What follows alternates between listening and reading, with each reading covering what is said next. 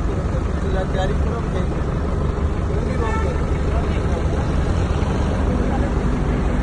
दसों जाके सारे कोई रोक नहीं, 10 मिनट जाके 10 उधर जाएगी जरूरत, ठीक है।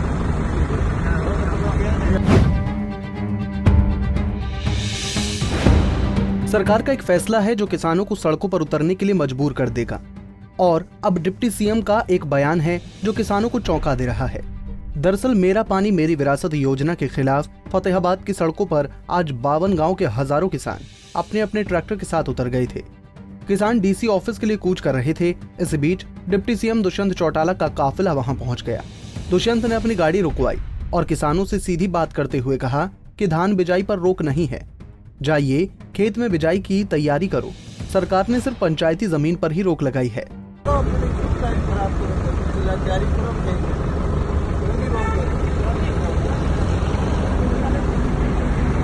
जाके सारे कोई रोक नहीं, 10 मिनट जाके 10 उधर जाएगी जरूरत, ठीक है।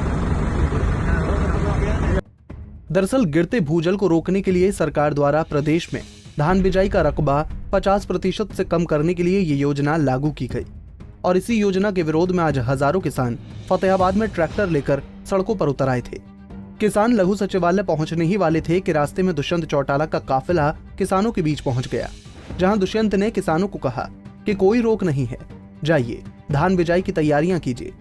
लेकिन यहाँ बड़ा सवाल है कि सरकार की ओर से जारी गाइडलाइन के तहत कृषि विभाग की ओर से किसानों को कहा जा रहा है कि किसान पहले के मुताबिक अब 50% धान की बिजाई पर रोक लगाएंगे।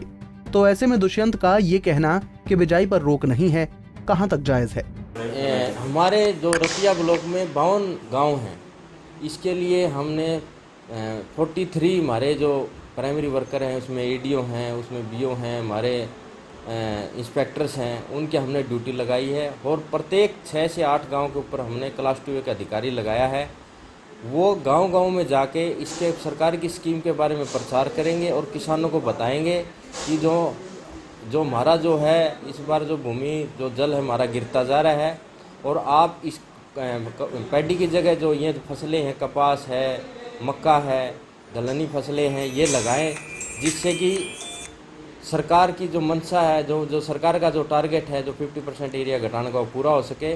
और इसके एवज में किसान के सीधे खाते में 7,000 रुपये भी सरकार ट्रांसफ़र करवाएगी। जिस तरह किसान अगर धान की खेती कर लेता है तो उस पर कोई जुर्माना भी लगाया जाएगा, इस तरह का कोई प्रावधान है? अभी तक हमारे पास जो सरकार की गाइडलाइन आई है उसके अनुरूप ये है कि जो किसान अगर 50% से कम अपना धान का रकबा नहीं करेगा तो उसको जो विभाग जो सब्सिडी दे रही है वो सब्सिडी नहीं देगी।